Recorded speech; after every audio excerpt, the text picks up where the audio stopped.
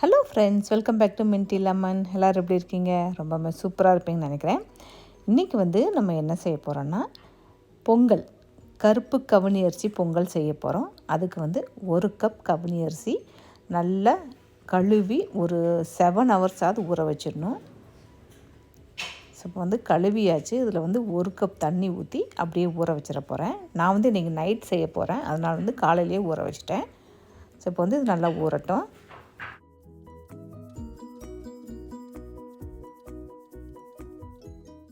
இப்போ எந்த கப்பில் அரிசி எடுத்தோமோ அதே கப்பில் 1/2 கப்பு பாசிப்பருப்பு, அதை கழுவி எடுத்து வச்சுக்கலாம். இப்போ பொங்கல் செய்கிறதுக்கு கொஞ்சமாக நெய் போட்டுக்கிட்டு இந்த பாசிப்பருப்பு கழுவி வச்சுக்கோம் இல்லையா, பாசிப்பருப்பு அதை லைட்டாக கொஞ்சம் வறுத்துக்கலாம். அப்போ நல்லா மணமாக இருக்கும்.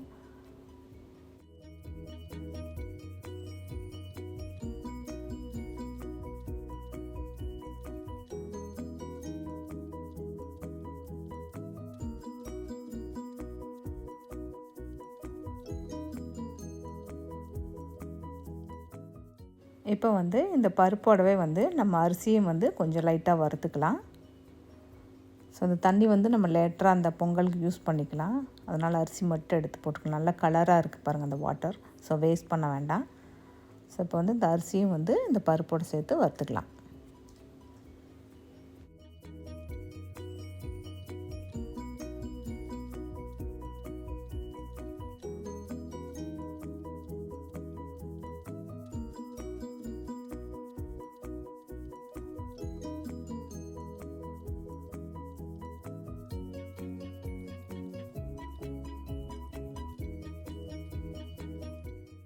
இப்போ இந்த அரிசியும் பருப்பும் கொஞ்சம் லைட்டாக அப்படியே வறுத்து விடுங்க.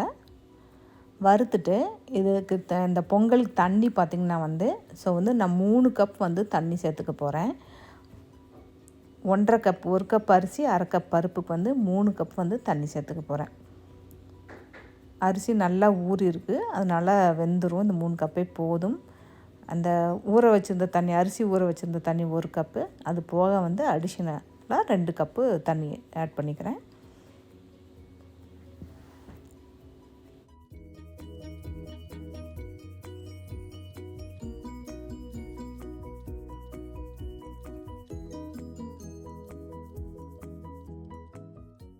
இப்போ இதோட கொஞ்சம் சால்ட்டு சேர்த்துக்கலாம். சேர்த்துட்டு இப்போவே கொஞ்சமாக பெருங்காய பவுடரும் சேர்த்துக்கோங்க.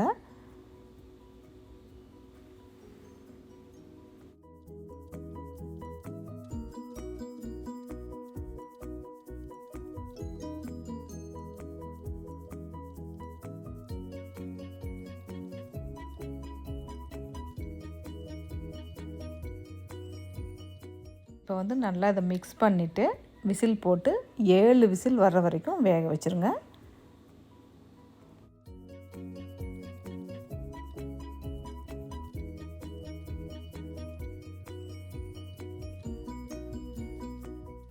நம்ம பொங்கல் பாருங்கள் அப்படி பொங்கி வழிஞ்சிருச்சு. குக்கரில் டைரெக்டாக வச்சா அந்த மாதிரி கொஞ்சம் பொங்கி வழியும்.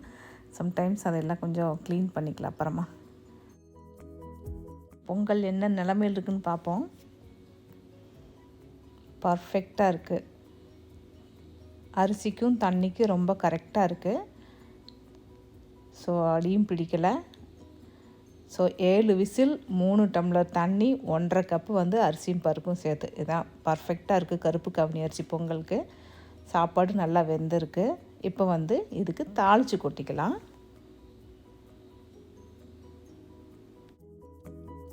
தாளிப்புக்கு ஒரு 2 ஸ்பூன் நெய் சேர்த்துக்கிறேன். நெய்லேயும் தாளித்து விடலாம், இல்லைன்னா நல்லெண்ணெய் இந்த மாதிரியும் தாளித்து விடலாம். ஸோ நெய்யே சேர்க்குறப்ப கொஞ்சம் டேஸ்ட் நல்லாயிருக்கும், அதனால் நெய் சேர்த்துக்கிறேன்.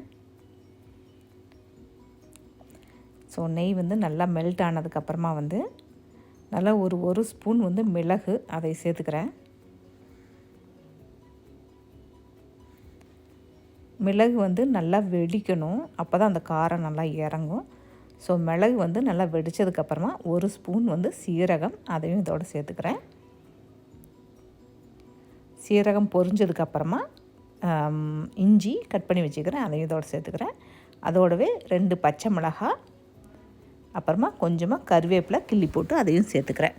ஸோ இது வந்து எல்லாம் நல்லா ஒன்றா பொரியட்டும்.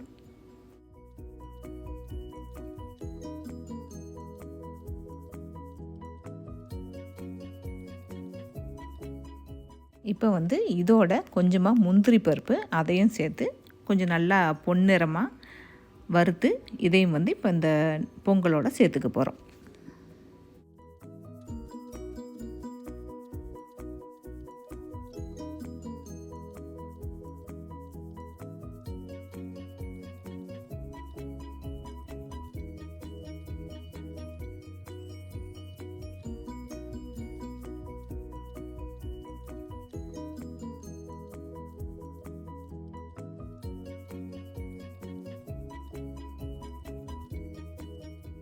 அவ்வளவுதான், நம்மளுடைய சூப்பரான கருப்பு கவுனி பொங்கல் வந்து ரெடி ஆயிடுச்சு.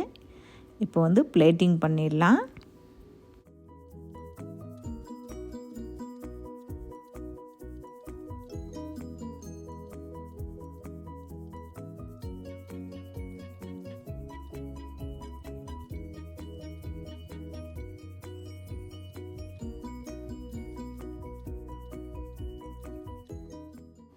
கரெக்டாக வந்துருப்பா, சொதப்பிடாத. வந்துருச்சு. Okay, very good.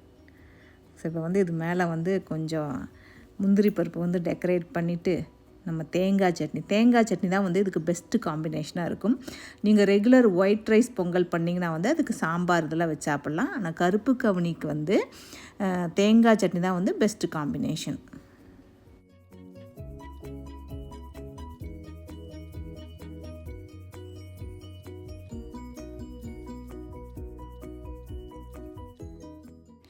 பொங்கல் ரொம்ப சூப்பராக இருக்குங்க. நீங்களும் வந்து இந்த ரெசிபியை வீட்டில் ட்ரை பண்ணி பாருங்கள். ட்ரை பண்ணி பார்த்துட்டு உங்களுக்கு இந்த ரெசிபி பிடிச்சிருந்துச்சுன்னா லைக் பண்ணுங்கள், ஷேர் பண்ணுங்கள். மறக்காமல் மின்ட்டி லெமன் சேனலுக்கு சப்ஸ்கிரைப் பண்ணுங்கள். தேங்க்யூ.